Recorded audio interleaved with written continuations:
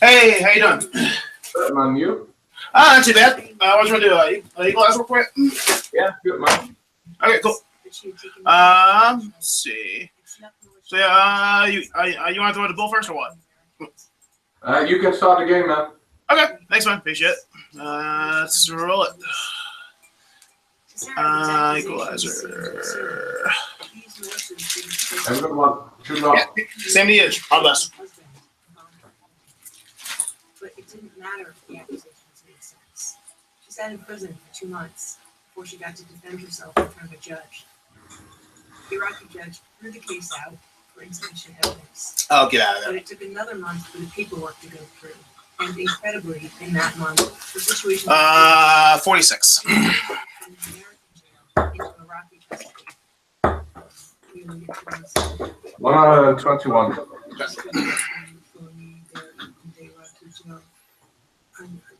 I don't want to remember anything. That jail makes my hair. Really? Those 3 months on jail. 30, 50, 55. Sarah had been keeping all her savings in a bag in her room at the camp for the Americans. 83. Iraq was still unstable, and she hadn't wanted to leave it at her house. When her son Mustafa went to go pick up her things from the camp, and Sarah was sitting in jail, the money was gone. I said, no way.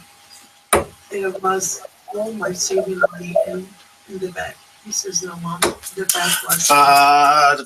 26. Family had lived frugally the entire time she was working, so she could save one paycheck. 85. Necessary. Now they didn't even have it to live on. There was a final blow. Even though the case against her had been dismissed, and Sarah had an exemplary work record, she had been blacklisted. The anonymous 47. accusations that a judge had thrown out for lack of evidence, that she herself had never seen to this day. 96. The technical term is derogatory information. And apparently, the anonymous derogatory information in Sarah's file outweighed all the letters of praise and support signed by U.S. military people who had worked and lived with Sarah for months. Wow, 21. Was thrown out of court for lack of evidence. No longer allowed to work for the U.S. and visa to America was gone. Derogatory information isn't 42. anything. A genuine ending. Grudge. I talked to Richard Welch, a U.S. Army colonel who's now retired. He was in Iraq for almost 7 years during the war, and he spent a lot of time assessing the validity of 39. accusations against the Iraqis who worked in the U.S. He also held knowledge of Sarah's case. He saw her security. 66. He called the case, quote, a shameful situation and a gross miscarriage of justice. He does not think she's a threat.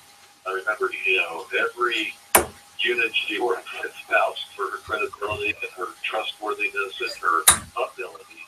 I just think it's outrageous. I mean, honestly, it's just not.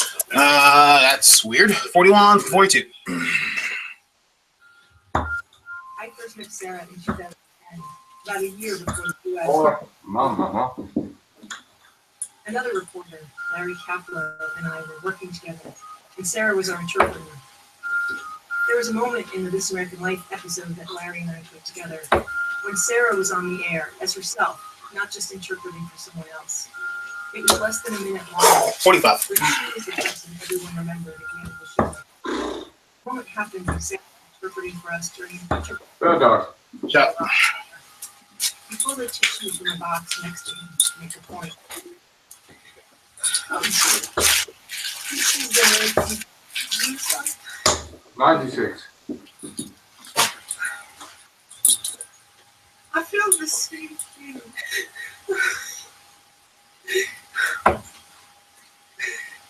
I'm sorry.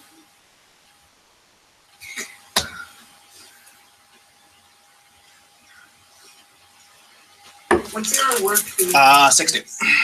she didn't cover her face with a mask, the way some interpreters did. And she knew that people talked to her if they could see her face. 96. United States needed people to talk. So Sarah's face is known to the militia leaders who helped the U.S. question and put in prison. Some of those militia leaders were released from prison after the U.S. left. 85. 5 years ago, Sarah reapplied to come to the United States for herself and her sons. And in that time, 140. Shot. Thank you. and then canceled 3 times. And a whole group of people, Come on. who worked with Sarah, lawyers who took on her case, reporters she worked with, and Sarah herself, all tried to figure out what the hell is going on. What the hell is that to the rest? Come on. 35. Explain why the case has dragged on so nearly long. More typical is 2 years. 43. USCIS can't discuss the details of individual immigration cases. 2 years ago, Sarah and her kids moved to another country, Jordan, because it was safer for them and because immigration officials told Sarah the visa process was faster if she was Fuck me. outside the US. 13. She knew even though Jordan was and she had no family. 86. Finally, in November 2016, 2 months ago, 8 years since her husband was killed and she very first started applying to come to the United States, Sarah got a phone call from a U.S. immigration official who, he says, told her her interview would happen in 1 hour. It wasn't enough time for Sarah to 52. get lawyers to, but she managed to get there in time with her kids and they did the interview. I called Sarah up from Georgia. Third dog. How are you doing?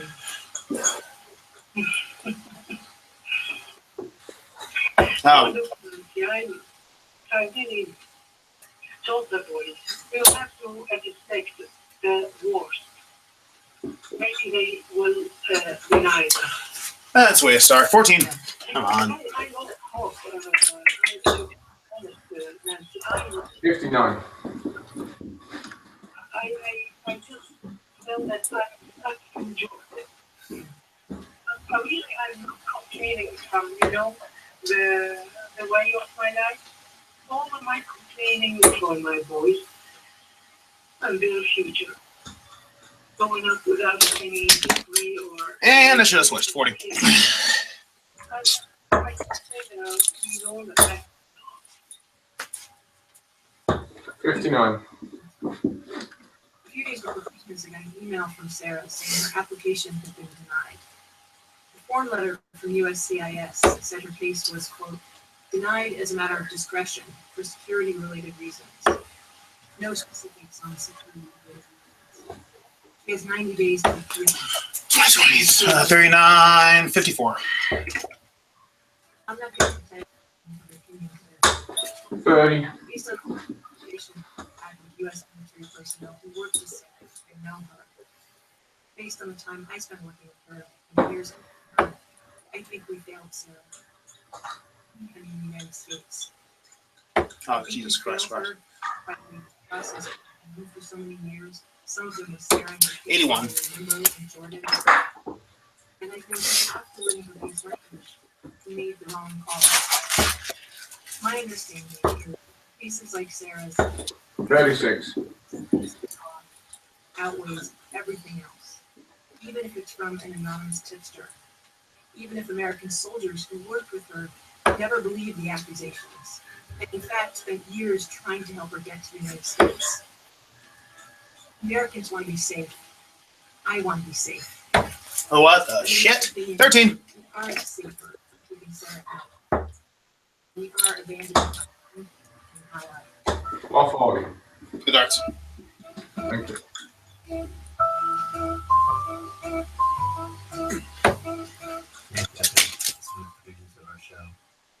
Coming up in the second half of the program, Nancy Oh, returns fuck's to the sake. saga of how this special visa program for interpreters came to exist in the first place. 34. Just a minute. Chicago Book Radio. 99. Dedicated to providing incredible ingredients to make incredible meals. Blue Apron works with a community of suppliers, family-run farms, sustainable fisheries, and ethical ranchers to deliver perfectly portioned seasonal ingredients and easy to follow recipe cards. 70. Choose recipes based on your preferences. We can then weekly. Get your first 3 Blue Apron meals free plus 58.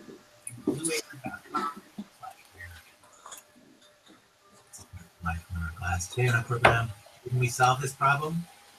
A new administration is arriving in Washington, D.C. What is going to happen? Iraq and Afghanistan. 31. 2 of our programs. Speaking of this. I've got Kirk Johnson. Kirk Johnson was in his mid-20s when he got involved in trying to help these people who worked with the United States in these recent wars. He worked for USAID in Iraq. He spoke in Arabic. Wow, 29. third dog. And then he watched his efforts succeed and fail kind of at the same time. Nancy update tells him that. On Kirk's first vacation in Iraq, 26. he had a freak accident. He fell out of a window.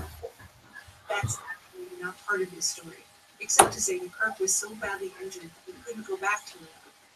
He wanted to. He thought 95, 21, 116. to think about it. Let's go, man. Nice. 97.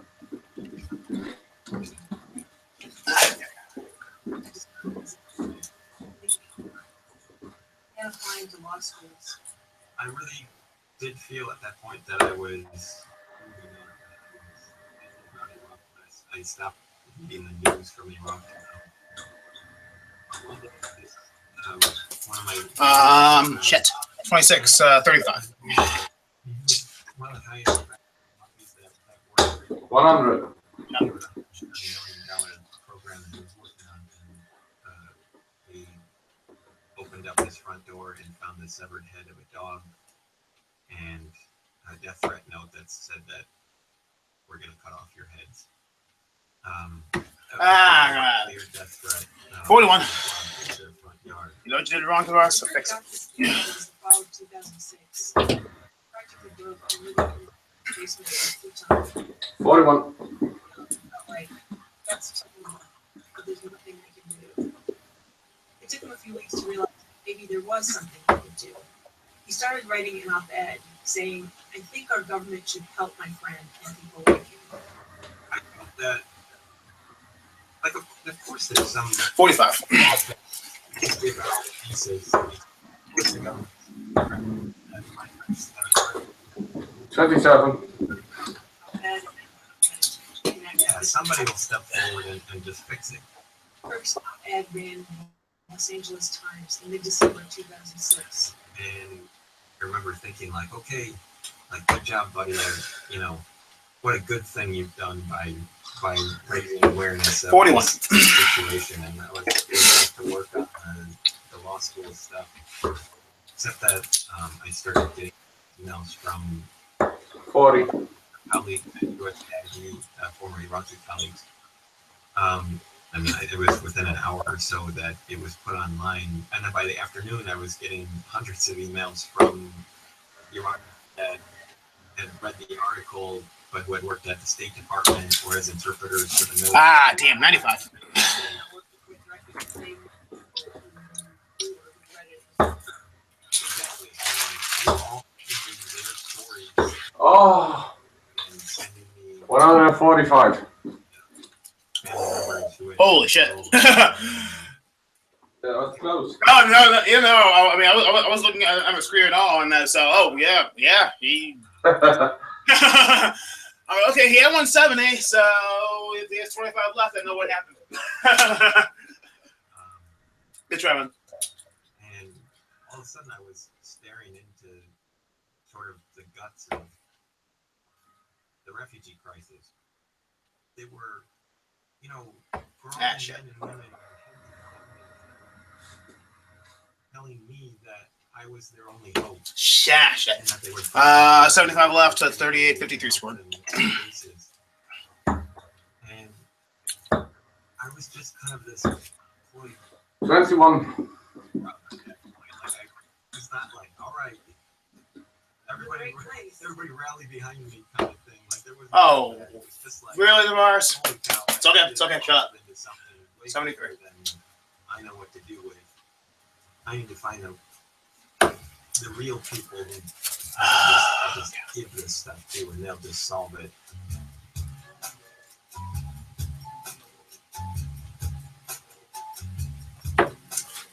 And shit. 11, 30, 32. Small programs like Iraqi or Afghan. Those gone. Thousands of Iraqis doing all sorts of jobs for the United States. Jobs that were increasingly risky to be seen doing. Office jobs, operating machinery, working as cooks, drivers, and interpreters. Kirk started putting together a list of names, and his plan was to meet with representatives from the refugee. Ha! No score. Nerves or something. Those are. Good shot.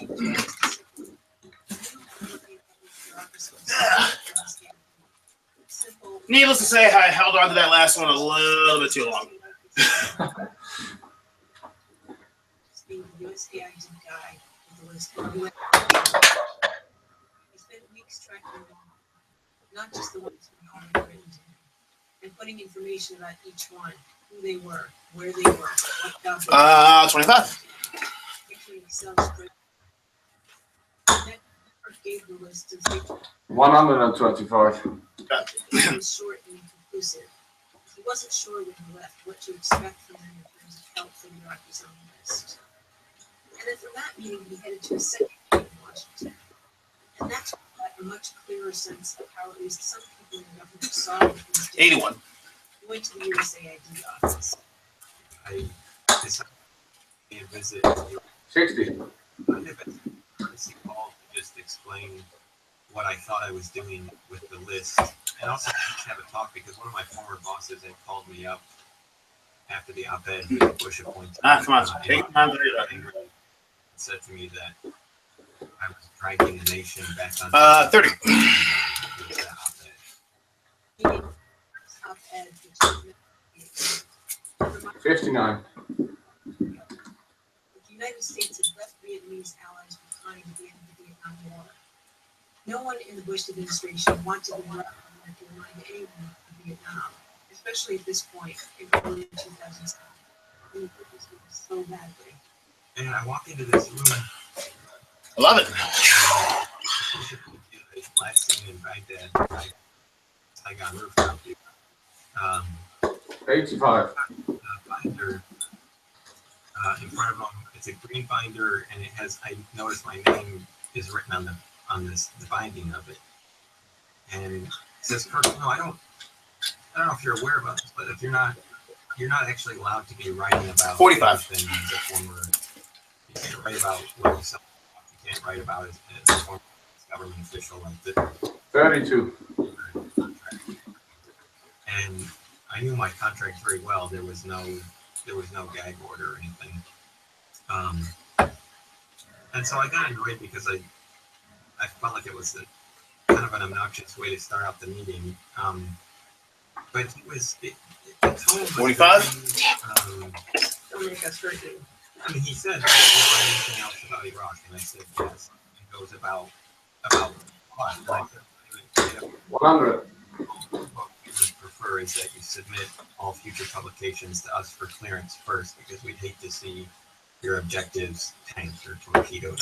One of those phrases like bad things might happen, you know? And I just remember telling him that if you 121. Nice one, man. Thanks. that's gonna look like the state is going after Let's go.